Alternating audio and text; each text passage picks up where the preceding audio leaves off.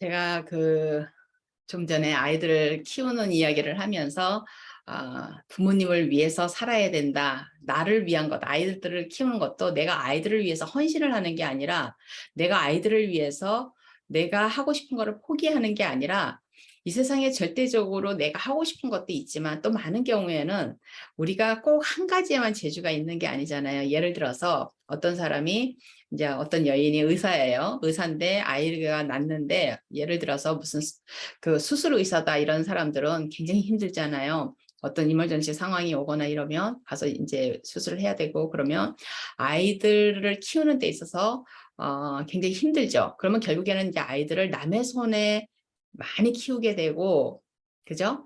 하여튼 여러 가지가 이런 현대 사회에 있어서 부모가 아이들을 키울 수 없는 상황이 많기 때문에 그래서 제가 젊은 한 20대 이런 친구들이 저한테 앞날을 놓고 이제 상담을 오면 제가 그 친구들에게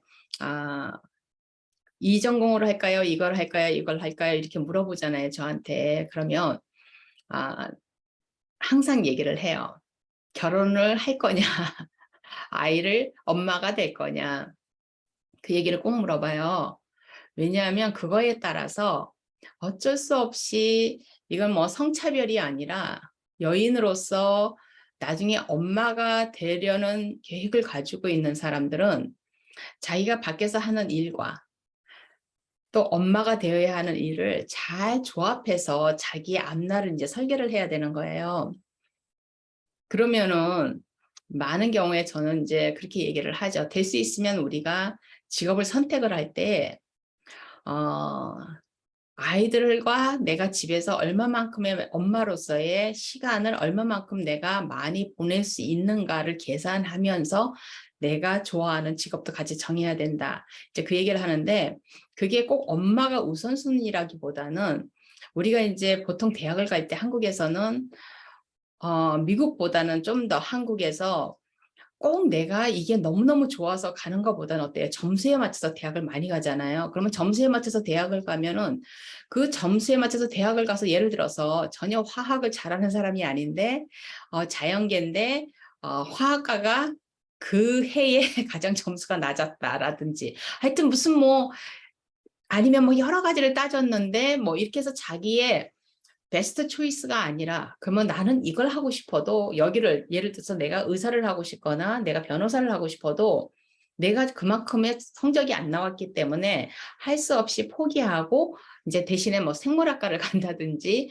비슷한 자연계에 이제 이렇게 하는 경우가 많아요. 근데 어떻게 되냐면 한국 사회에서는 자기가 대학에서 어떤 과를 선택을 하면 그냥 그걸로 쭉 가야 되는 거예요. 한국 안에서는 워낙 경쟁도 너무 심하고 이러기 때문에 내가 대학을 이걸로 이렇게 해서 선택을 해놓고 그거를 대학원을 다른 것으로 옮겨가지고 가는 일이 그렇게 쉽지가 않아요. 그러다 보니까 많은 사람들이 정말로 자기가 지금 현재 전공했던 분야의 일을 하면서 그것이 자기가 적성에 맞다는 표현을 하잖아요. 근데 정말 자기가 좋아하는 일이고 그 일을 할 때 신이 나는 일인가 아닌가에 대한 생각을 별로 안 해요. 그냥 목구멍이 포도청이라고 나는 이걸 전공했기 때문에 당연히 이런 쪽에 잡을 잡아야 되고 그렇고 잡을 잡아서 돈을 벌어서 먹고 살아야 되니까 그냥 당연히 일을 해야 되고 이렇게 간단 말이에요. 그러다 보니까 사는 게 별로 재미가 없죠.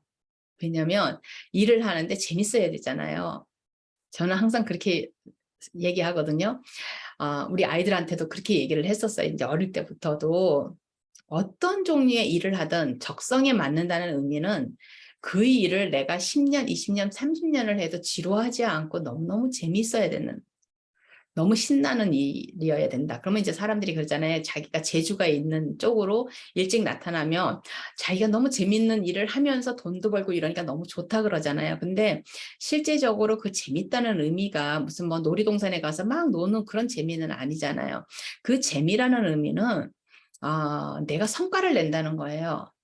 내가 성과를 낸다는 말은 내가 나의 성과를 보는 거예요. 뭐 꼭 막 성과를 내서 그 회사에서 내가 인정받고 이런 성과가 아니라 자기가 이런 면이 있는지 몰랐던 것들을 일을 하면서 찾아지는 거예요. 인간은 정말 무한한 이 잠재력이 있어요. 저도 나이가 하얀 머리가 돼서 나이가 이런 면이 있는 거를 몰랐던 것들을 너무 많이 뒤늦게 봤어요. 아이들을 다 키우고 나니까 정신적으로 좀 여유가 생기고 그러다 보니까 이제 저 자신에 대한 관심도 많아지게 되고 그러고 내가 하는 일에 좀 더 이렇게 뭐예요? 이렇게 깊이 들어갈 수 있다 보니까 너무너무 재밌는 거예요. 근데 그래서 자기 적성이 있어서 재밌다는 의미가 아니라 그 재밌다는 의미는 이 세상에서 우리가 뭐가 재밌어요? 우리가 잘하는 게 재밌어요. 그죠? 그렇기 때문에 내가 실질적으로 좋아하는 일이 내가 잘하는 일이 아닐 수도 있어요. 내가 좋아한다고 착각을 한 일, 좋아하는 걸로 착각하는 경우도 있거든요. 그래서 상당히 많은 부분들이 저도 지금 특수교육에 와 있지만 특수교육 그러면 저는 대학 들어갈 때 뭐 대학 다니면서 미국에 올 때까지도 특수교육은 상상도 못했던 분야예요. 거기는 정말로 소명을 받은 사람들만이 할 수 있는 분야고 나는 그런 소명도 없고 참을성도 없고 뭐 이랬기 때문에 누구 하나가 저한테 왜 특수교육 해보지 하고 물어본 사람도 없었고요. 미국에 올 때까지. 근데 뒤늦게 제가 얼마나 감사하고 너무너무 감사한 거예요. 제가 이 분야에 또 아이들을 가르치고 인간을 이해하고 이러는데 이렇게 깊이 있게 이해를 하게 될 줄을 몰랐던 거예요. 심리학 과목을 한번 들었었는데 무슨 말을 하는지 하나도 이해를 못 하겠더라고요. 대학 때. 너무너무 힘들었어요. 그래서 저는 심리학 뭐 그냥 오리무중 뭐 모호함 막 이런 느낌만 있었거든요. 근데 심리학을 이해하지 않고 심리학 안에서 나오는 그런 인지 심리학, 행동 심리학 이런 부분을 이해하지를 못하면 이 장애가 있는 아이들의 가르칠 수가 없어요. 그럼 가르친다는 의미는 뭐냐면 그냥 학과목을 가르치는 게 아니에요. 장애가 있는 아이들은 많은 그야말로 장애가 있기 때문에 그거를 넘어서서 그 다음을 나가게 애들을 끌어올려가는 그 과정에 있어서 이해를 못하면 안 되는 거거든요. 그렇기 때문에 물론 저는 법도 굉장히 좋아해요. 그것도 40이 넘어서 공부를 하면서 알게 됐어요. 제가 그쪽으로 머리가 잘 돌아간다는 걸. 근데 제가 변호사 못 됐잖아요. 왜 못 됐어요? 상황이 제가 변호사를 할 수 있는 상황이 아니었어요. 그렇기 때문에 못 됐어요. 그럼 뭐 후회가 있냐고 하면 후회는 없어요. 그냥 지금이라도 좀 해보고 싶은 마음은 있어요. 왜냐하면 재밌으니까. 근데 변호사를 받기 위해서 막 대학을 다시 가가지고 막 그렇게 해서 변호사 자격증을 받고 이런 건 아니에요. 그냥 단지 변호사 사무실 같은 데 가서 제가 이렇게 조언해주고 이렇게 컨설팅 해주고 이런 일을 하고 싶은 거지. 그러니까 많은 분야에 정말로 한 인간이 가지고 있는 그 분야는 너무나 많은데 안타까운 게 한국에서 공부를 한 친구들은 자기가 대학을 들어갈 때 그 전공을 자기하고 잘 맞고 자기가 재밌고 그 과목을 잘하고 이래서 선택한 경우보다는 한 70% 이상의 학생들이 아마 대부분이 자기 점수에 맞춰가지고 그 전공을 선택을 했을 거예요. 그러고 그 전공을 선택했기 때문에 자기가 취직을 하기보다 공부를 더 해서 대학원을 간다 그래도 그 전공을 하게 되고 박사를 해도 그 전공을 하게 되고 이렇게 되면서 이제 그 전공으로 이제 결국에는 자기가 밥벌이를 하고 이제 앉아 있게 되거든요. 그래서 이제 그런 것들을 이제 알기 때문에 제가 특히나 여인들한테 이제 이야기를 할 때는 여자분들한테 저에게 상담으로 이렇게 젊은 친구들이 이제 상담을 많이 오잖아요. 저희 대학 미국 아이들도 그렇지만 미국 학생들도 그러지만은 이제 또 한국에서 여기에 이제 유학을 오거나 아니면 여기서 자란 친구들이거나 이런 친구들 뭐 아무튼 누구든지 저한테 그런 얘기를 할 때는 아직 아이가 어리거나 아이를 낳지 않는 사람에 대해서는 좀 아웃 오브 박스로 생각을 해보라는 얘기를 많이 하거든요. 그래서 이제 왜 이런 이야기를 하냐면 아이들을 키우는 일이 굉장히 중요한 일이에요. 저는 제가 그전에도 말씀드렸지만 내가 두 개 중에 내가 예를 들어서 교사를 하고 있었고 교수를 하는데 이 상황에서 아이 때문에 내가 둘 중에 하나를 선택해야 되는 상황이 있다면 상황이 된다면 저는 주저없이 내가 아이들을 선택한다 그랬어요. 왜냐하면 아이들은 생명이기 때문에 생명이고 내가 그 생명을 이 세상에 낳게 하기에 내가 결정을 했기 때문에 나한테는 그 책임이 있기 때문에 그래서 제가 선택을 한다 그랬는데 대신에 이 두 가지 일을 같이 하면서 제가 결정한 거는 뭐냐면 집에서 아이들만을 바라보면서 홀리 100% 이렇게 주부를 하는 엄마들 100% 엄마인 아이들 그 엄마들과 저를 비교했을 때 그 엄마들보다 못하지 않을 거라는 거. 두 개 다를 100%로 해야 된다는 거. 50, 50이 아니고. 그리고 두 개 다를 100%로 못하면은 어느 한쪽을 선택해야 되는데 그렇게 되면 아이들을 선택해야 된다는 거. 그렇지만은 제 마음속에서 저도 이제 갈등을 했죠. 아이들이 어릴 때에는. 근데 제 마음속에서 무슨 생각을 했냐면 이렇든 저렇든 아이들이 집에서 자기만을 바라보면서 해바라기를 하는 엄마와 자기를 놓고 해바라기를 하고 있는 엄마, 그죠? 그 엄마와 그다음에 그 엄마가 자기를 놓고 해바라기를 하고 그러다 보면 또 어떻게 해요? 남편 해바라기를 해요. 그래서 남편이 집에 빨리 일찍 들어오는 거를 매일 기다리고 남편이 술을 먹고 들어오거나 남편이 늦게 들어오면은 이제 그야말로 바가지라는 거를 이제 남자들이 말하는 그 바가지라는 거를 남편들한테 그러니까 즐겁게 남편들한테 반응이 안 나가죠. 저도 안 나가더라고요.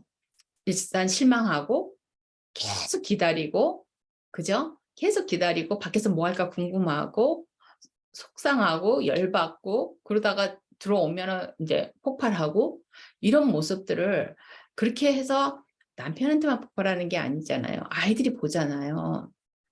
그죠? 아이들이 보잖아요. 그래서 그런 부분에 있어서는 내가 안 보여줄 수 있다는 생각이 들었어요. 직업을 선택을 했기 때문에. 그렇게 하고 어쩌면 아이들한테 나만 바라보는 해바라기 엄마보다는 자기 일을 열심히 하는 엄마의 모습을 아이들이 보면 더 낫지 않을까 하는 생각을 했어요. 그러니까 낫다는 의미도 아이들이 나중에 엄마가 손이 조금 부족해서 아이들이 부족함을 느껴도 엄마가 자기 일을 열심히 하는데 우리 엄마는 자기 일이 프라이어리티가 아니고 자기 일이 주가 아니고 우리가 주인데 자기 일도 열심히 하는 엄마. 그렇게 제가 정한 거예요. 실제적으로. 그렇게 딱 기준을 정하고 이제 큰아이를 이제 낳고 그렇게 했잖아요. 했고 그다음에 이제 둘째 아이도 낳고 그렇게 했는데 나중에 이제 어른이 된 아이들한테 아이들이 이제 엄마에 대한 이야기를 하고 아빠에 대한 이야기들을 하잖아요. 이제 어른이 됐으니까 이제 같이 이야기를 하는데 아이들이 굉장히 고마워하더라고요. 첫 번째는 엄마 아빠가 자신들이 중심이었다는 거를 알더라고요. 알고 그다음에 두 번째는 그렇게 열심히 자기 일을 하고 자기 성취감을 찾아가는 그러면 어때요? 내 일을 하고 내 성취감을 찾아가는데 제가 이 꼭 다물고 하는 게 아니잖아요. 일을 하다가 즐거운 일이 생기면 어때요? 애들한테도 와서 막 수다를 떨고 얘기해주고, 그죠? 또 막 속상한 일이 생기면 어때요? 또 애들한테도 막 그런 얘기를 해줘요. 그러면 애들이 뭘 해줘요? 위로를 해줘요. 근데 이제 저는 이제 그런 얘기를 막 하면서 어때요? 엄마는 미국 땅에서 어때요? 마이너리티잖아요. 100%가 아니니까 아이들이 엄마한테 조언을 해주는 거예요. 그리고 엄마가 마음이 학생들 때문에 마음이 다치거나 이러면은 아이들이 거기다 중간 해석까지 해줘요. 그러니까 그렇게 하다 보니까 아이들하고 훨씬 더 마음이 많이 가깝고 아이들이 그렇게 일하고 있는 엄마를 보고 그리고 저에게 무슨 힘든 일이 생기면 저는 아이들이 상처받을까 봐 말을 안 하고 이러지 않았어요. 힘든 일이 생기면 아이들한테 의논하듯이 이야기를 했어요. 그냥 알려줬어요. 왜? 아이들도 삶이 그렇게 쉽지 않다는 걸 알아야 된다고 생각을 했기 때문에 아이들이 알아듣든 못 알아듣든 어릴 때부터 그냥 이야기를 해줬어요. 해주고 그래서 엄마가 굉장히 많이 속상한데 엄마 생각에는 이래서 아이들이 엄마한테 이렇게 한 것 같은데 뭐 이러면서 이제 이야기를 해주면 아이들도 속은 상하잖아요. 상하지만은 뭐 어때요? 엄마가 그렇다 그래서 뭐 제 또 성격상 또 기죽어서 푹 있는 성격도 아니고 그러면 아이들이 이제 간간히 엄마 우는 모습들도 살짝 보고 그렇게 하는 것들이 아이들에게 어떤 이렇게 움츠러들게 하는 게 아니라 저렇게 하면서도 포기하지 않고 굉장히 열심히 하고 최선을 다해서 자기 자리에서 남이 뭐라고 하든 간에 자기 자리에서 최선을 다하고 이러는 그 엄마의 모습을 부모의 모습을 아이들이 차곡차곡 쌓아가는 그 모습. 그러다 보니까 당연히 엄마로서 뭐 이 세상의 모든 엄마들은 다 마음의 부족함을 가지고 있잖아요. 아이들한테 이거 이렇게 했어야 되는데 저렇게 했어야 되는데 이런 마음들이 다 있잖아요. 있어도 아이들이 어른이 된 아이들이 정말 괜찮았다고 조금 아쉬울 수도 있는데 뭐 그때도 자기도 조금 속상했는데 그렇지만 충분히 엄마를 상태를 이해했었기 때문에 괜찮았다. 그래서 이제 제가 제 자랑을 하느라고 이런 이야기를 한 게 아니라 사실 부끄러운 모습을 이야기를 하고 있는 건데 아, 아이들을 이제 키우면서 제가 그전에도 여러 영상에서도 이야기를 했지만은 아이들에게 제가 생각했던 건 공부를 가르치고 이런 것도 하나의 아이들에게 책임감으로 제가 이야기를 했다 그랬잖아요. 공부를 잘해서 네가 나중에 뭐가 되고 어디 대학을 가야 되고 막 이런 이야기는 한 번도 하질 않았어요. 뭐 아이비리그 대학을 가야 되고 이런 이야기도 아이들한테 한 번도 한 적이 없고요. 그냥 단지 제 옆에 있는 대학에 제가 좀 자주 대학생이 된 아이들을 만나서 점심이라도 먹고 데이트를 할 수 있는, 오히려 저는 거꾸로 그렇게 했지 아이빌리그 대학을 애들을 보내가지고 멀리 떨어져서 아이들이 어른으로 성장해 가는 과정을 제가 못 보는 것보다는 그렇게 해서 서서히 아이들하고 아이의 관계에서 친구의 관계로 넘어가는 그 연습을 아이들이 대학 다닐 때 하고 싶었다 그랬잖아요. 그러니까 성공적으로 한 것 같아요. 그렇게 해서 하기 때문에 아이들한테 뭐 네가 이렇게 공부를 해서 대학을 어떻게 가, 뭐 AP 클래스를 몇 개를 들어야 되지 않아, 막 이런 이야기를 한 번도 해보지를 않았어요. 그냥 AP 클래스도 애들이, 우리 큰애는 조금 늦었어요. 왜냐면 엄마가 그런 얘기를 안 했기 때문에. 그냥 나중에 보니까 자기 친구들이 그걸 듣고 있으니까 뒤늦게 이제 주니어 이어부터 3학년 때부터 이제 그걸 들어가지고서는 아이가 막 굉장히 한꺼번에, 다른 애들은 막 2학년 때부터 듣던 거를 한꺼번에 몰아서 듣느라고 엄청 고생을 하고 그러더라고요. 그러니까 아이들 스스로가 이게 이제 뭐가 생겨요? 책임감이 생기면 아이들이 이제 이 자존심이라는 게 있잖아요. 그러니까 자기 프라이드가 있단 말이에요. 영어로 얘기를 하면. 그 프라이드를 가지고 아이들이 공부를 하게 돼요. 하기 싫어도 그러면 어떻게 돼요? 자기 관리를 하게 되고 아이들이 타임 매니지먼트를 하게 돼요. 시간 관리를 하게 되고 자기 관리를 하게 되고. 그러면 이제 우리 아이들이 뭐 다른 막 아이들처럼 막 죽을 힘을 다해서 막 공부하고 절대로 그런 아이들은 아니었는데 자기네가 하는 선에서 이제 최선을 다하고, 또 운동은 반드시 해야 됐기 때문에 운동을 2개, 이렇게 1개나 2개, 이렇게 우리 큰아이는 하나였지만 작은 아이 같은 경우는 2개를 그렇게 해가면서, 그렇게 하면서 굉장히 아이들이 자기 관리를 해가면서도 그렇게 열심히 해가지고 이제 대학을 갔단 말인데, 그런 모습들이 아이들이 이제 이렇게 지금 돌아가서 제가 이제 참 럭키한 엄마다 이런 생각을 하면서, 만일에 아이들이 행동이 많고 문제가 있었으면은 내 일을 그만뒀어야 됐었는데 그래도 성공적으로 일을 그만 안 두고 제가 끝까지 내 일을 할 수 있을 게 만들어준 건 아이들이잖아요. 근데 이렇게 가만 돌아서서 이렇게 생각을 해보면은 부모가 자기 자리에서 열심히 사니까 그냥 아이들도 자기 자리에서 그냥 자기가 열심히 살았던 것 같아요. 그게 이 아이들 보는 눈에는 그게 그냥 살아가는 자세였던 것 같아요.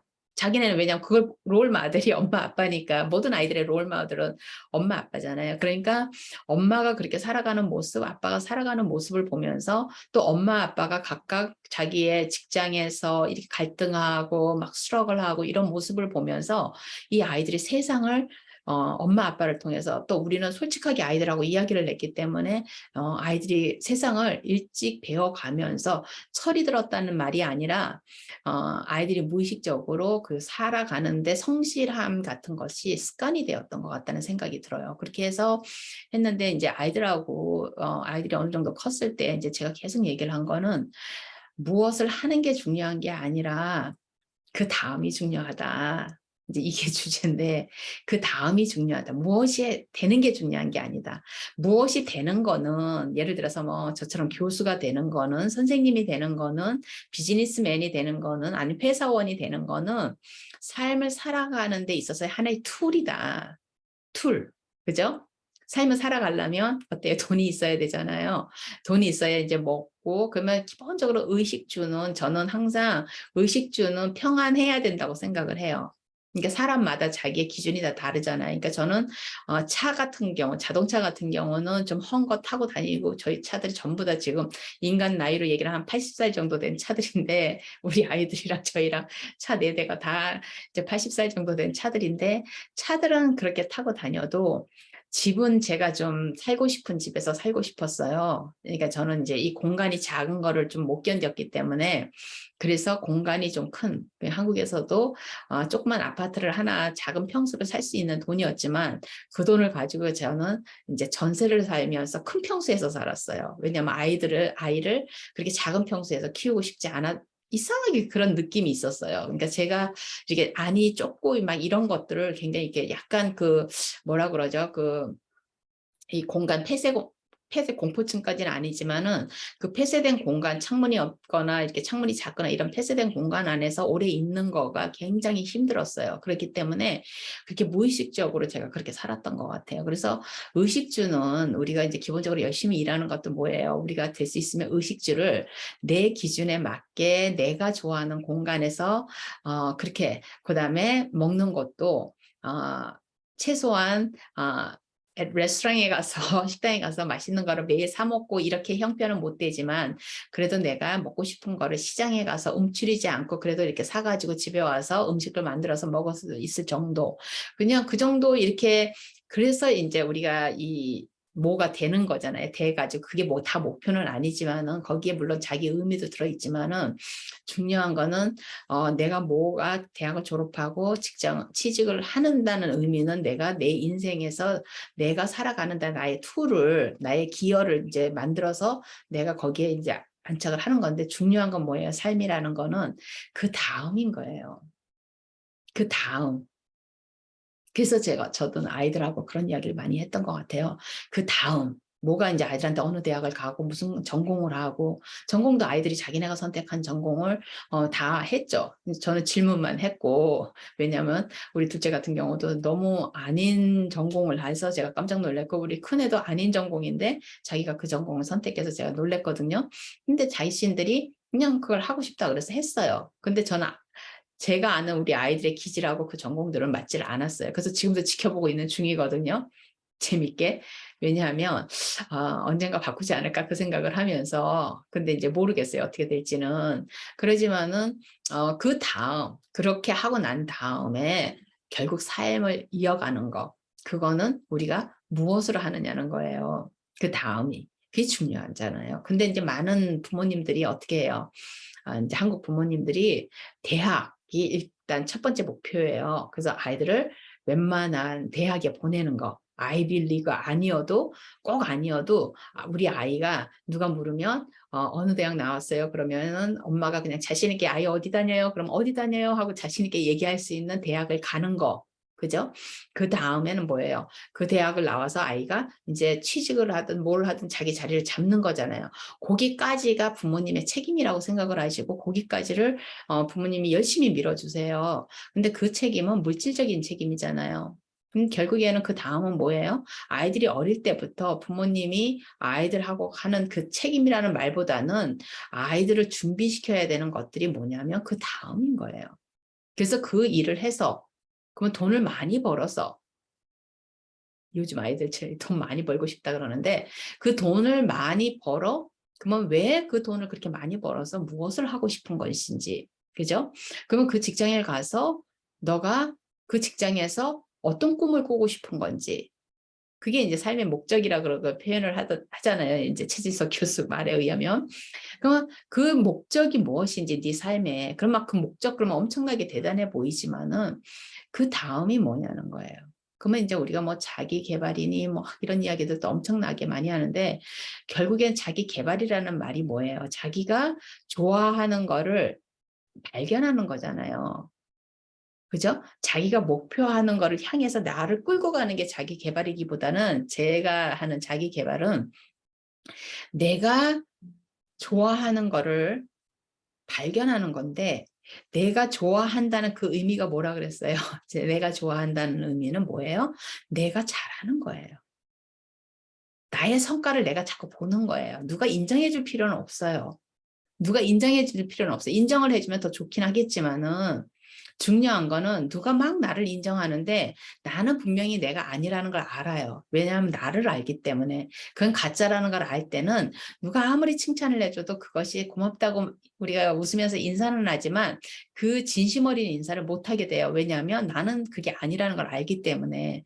하지만 그 누구도 안 알아줘도 아, 내가 이걸 진짜 잘하는구나. 아, 나 여기에 내가 재능이 있었구나 하는 그런 어떤 자기에 대한 발견? 저는 이 세상에서 그거보다도 더 신나는 일은 없는 것 같아요. 그리고 너무너무 제가 어디 강의에서도 얘기했을지 모르겠지만은 자기 자신이 너무너무 파워풀하게 느껴지는 거예요. 너무 파워풀하게 느껴져.